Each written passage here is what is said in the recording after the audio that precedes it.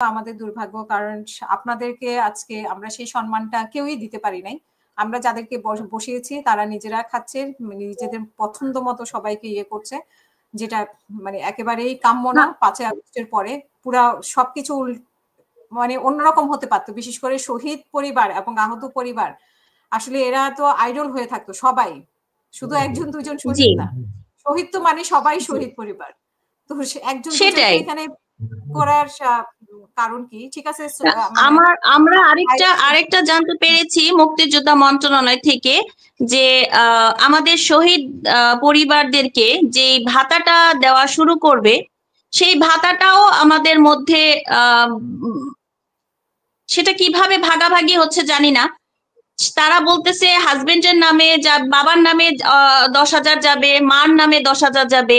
সেখান থেকে আবার কেউ যদি মারা যায়, ধরেন আমার ফ্যামিলিতে আমার হাজবেন্ডই হচ্ছে ইনকাম সোর্স, তার মানে সেই ইনকাম একমাত্র ইনকাম করে, তো আল্লাহ না করে যে সে যদি মারা যায়, সেখানে তার হচ্ছে সেই ভাতাটা বন্ধ হয়ে যাবে। হ্যাঁ, এই 10,000 টাকা দিয়ে কিভাবে আমি আমার বাচ্চা চালাবো বা কিভাবে আমি চলবো, কিভাবে কি করব? আমি বলছি না যে সরকার যদি না দিত কি হতো, আমার বাচ্চাটা যদি আজকে বেঁচে থাকতো আমার তো চিন্তা করা লাগতো না, তাই না? আমার থেকে আরো নিম্ন ফ্যামিলি আছে যারা হচ্ছে এই টাকা দিয়েই তারা চলবে, কিন্তু তারা কিভাবে 10,000 টাকা দিয়ে চলবে? এটাই আমার সরকারের কাছে বিনীত অনুরোধ, আপনারা এই সিস্টেমটা পাল্টান। কারণ 10,000-20,000 টাকা দিয়েও কোনো পরিবার সুন্দর মতো চলতে পারে না, সেখানে আপনারা 10,000 টাকা দিয়ে কিভাবে চালাবেন সেই পরিবারটাকে? অসংখ্য ধন্যবাদ। আমি শুনবো। ধন্যবাদ আপু আপনাকেও। পারবিন আপা, আমি একটু এই আপুর কাছে, সায়েম, শহীদ আবু সায়েমের মা, ওনার কাছে একটু শুনতে চাই। আপনার মাইক্রোফোনটা অন করে নেবেন প্লিজ।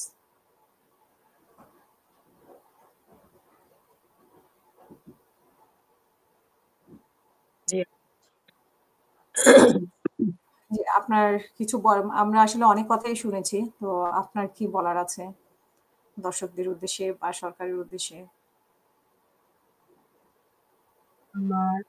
প্রথমেই আপনাদের ধন্যবাদ। আসসালামু আলাইকুম। সবাই ভালো আছেন। আমার সরকারের বিরুদ্ধে বলার কি আর আছে, বলার কোনো ভাষাই মনে হয় পাই না। এই যে জুলাই সনদটা দিল, জুলাই সনদ দেওয়ার ভিত্তি যেদিন দেয় ওদিন আমি ওখানে ছিলাম, উপস্থিত ছিলাম রবিউলের সাথে। তাই কিভাবে যে পুলিশে মেরে আহত ছেলেদের, আমাদেরকে, শহীদ ফ্যামিলি যারা ছিল, আরো অনেকে ছিল শহীদ ফ্যামিলি, তাদেরকে বের করে দেওয়া হয়েছে ওদিন। এটা তো ভিডিও ফুটেজে দেখছেনই কিভাবে মারছে, লাঠি চার্জ করছে। ওইখানে সেলিম ছিল, সেলিম মেরে একদম নিচে ফালাই দিছে, বুট জোতা দিয়ে লাইতে আনা হয়েছে। তো আমার কথা হলো, এরকম পরিস্থিতি কেন? আর আমরা কেন এভাবে অপমান হব? কেন আমরা শহীদের মা হয়ে আজকে লাঠিচার্জ খাবো, মার খাবো? যেদিন আহনাফের আম্মারে মারলো, যেদিন আবুল হাসান ভাইরে মারলো, সেদিন আমিও ছিলাম এখানে সচিবালয়ের সামনে। তাইলে সেদিন আমিও মার খেয়েছি পুলিশের হাতে। তাহলে আজকে শহীদের মা হয়ে আমরা কেন মার খাবো? কেন এরকম অপমান হব? তাহলে আমাদের শহীদদের মূল্যায়নটা কোথায়? আমাদের ছেলেরা যে দেশটা স্বাধীন করলো, কি পেয়েছি আমরা? এই কি পাইছি আমরা? শুধু অপমান, মায়ের। কেন আজকে এই যে ডক্টর ইউনূস স্যার যে জুলাই সনদটা আইনের ভিত্তিতে না দিয়ে করলো, সিনকদের যে আমাদের শহীদ ফ্যামিলির প্রতিনিধি বানানো হয়েছে, কেন? সিনকদেরকে যে একলা, সিনকদের ভাই একলা মুখ দুই কি দেশ স্বাধীন করছে? একলাই কি শহীদ হয়েছে? আমাদের ছেলেরা হয় নাই? আমাদের ছেলেরা রাজপথে নামে নাই? আমাদের ছেলেরা তো লাঠি নিয়ে রাজপথে নামছে। একলা কখনো তো দেশ স্বাধীন হয় নাই, আর একলা শহীদ হয় নাই। তাহলে কেন আজকে ছিনকদেরকে এইভাবে ইয়ে করা হবে? ছিনকদ তো আমাদের মতো সাধারণ একটা শহীদ ফ্যামিলির মানুষ, উনি তো শহীদ ফ্যামিলিরই মানুষ, অন্য এমপি মন্ত্রী বা সরকারের মানুষ না। তাহলে ছিনকদেরকে যে এত ইয়া করা হয়েছে, আমি এটাই বুঝতেছি না কেন আর আমাদের প্রতিনিধি কিভাবে হয়? আমরা এই যে যত আন্দোলন করছি, যত রাস্তায় নামছি, ঝিনুকদোতে আমরা কখনো দেখি নাই। আমাদের একটা সমস্যা হইলে, একটা প্রবলেম হইলে কখনো ওনার কাছে যে আমরা বলতে পারি নাই। উনি আমাদের কষ্টটা দুঃখটা দেখে নাই, শুনে নাই। তাহলে কিভাবে প্রতিনিধি হইলো ঝিনুকদো? আমরা এটা মানি না। আমরা কেন মানবো? কখনো খবর নিছে? কখনো ওর কাছে যাইয়া আমরা কোন একটা মানে কথাও বলতে পারি নাই। জিজ্ঞেস করছে, আমরা যে জুলাই ফাউন্ডেশনে গেছি, আমাদের মানুষ বললা মানুষ মনে করে নাই। যে আন্টি আপনি এত দূর থেকে আসছেন, বসেন, খাওয়া দাওয়া করছেন কিনা, দুপুর হয়ে গেল বলে নাই যে আমরা কে গেছি, আমরা গরু ছাগল গেলাম না কে গেলাম। তাহলে ও কিভাবে প্রতিনিধি হয়? ও কাকে বলে প্রতিনিধি?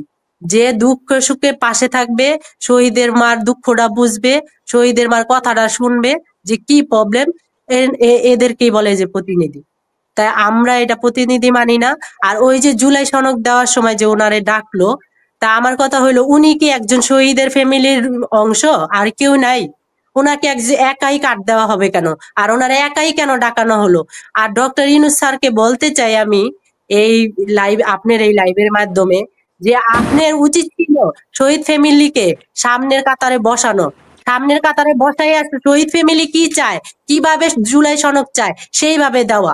কিন্তু আপনি একটা ব্যর্থ সরকার। আপনার আপনার ব্যাপারে কথা বলতো আমার মানে মনে হয় কি যে ঘৃণা লাগে। আপনি সরকারে বসলেন আমাদের ছেলেদের রক্তের উপরে দাঁড়ায়া, তারপরে আইসে আপনি একটা মুহূর্তের জন্য শহীদ ফ্যামিলিদের মাদের ডাকার নাই। আর আপনি একটা বার আপনি শহীদ ফ্যামিলির মাদের সহানুভূতিও জানান নাই। একটা দুঃখ বেদনা যে আপনার ভিতরে আছে, আমাদেরকে সামনে নিয়ে যে আপনি সেটা দেখাবেন, চেহারায় আপনার ফুটাইবেন, সেটাও আপনি ফুটান নাই, দেখার নাই। তাহলে আপনি কিসের আমাদের শহীদ ফ্যামিলির ইয়া করলেন? কিছুই করেন নাই। তাহলে আপনি কি মনে হয় না যে এই শহীদের রক্তের উপরে দাঁড়ায় আপনি এত বড় বেইমানি কিভাবে করতেছেন? আর আমরা চাই একটা জুলাই সনদ চাইছে, আমাদের যে চাওয়া পাওয়া। নাহিদ ইসলাম যে আমাদের এই যে রবিউল বলল যে ওনারা বলছে না আপনাদের চাওয়া পাওয়া দাবিগুলো আমরা মানি না, আমি এইটাতে নাই। সিনগ্ধ বলছে, তাহলে নাই, তাহলে তুমি কিভাবে আজকে আমাদের ছেলেদের ডাইকা নিয়া রাস্তায় নামাইছো, এখন বলো যে নাই? কেন? এটা কি তোমার উচিত হয়েছে? তোমাদের তো উচিত ছিল যে আমাদের শহীদ ফ্যামিলি কি চায় আর ওইটা আমাদের সঙ্গ দেওয়া। তোমাদের তো না করা উচিত ছিল না।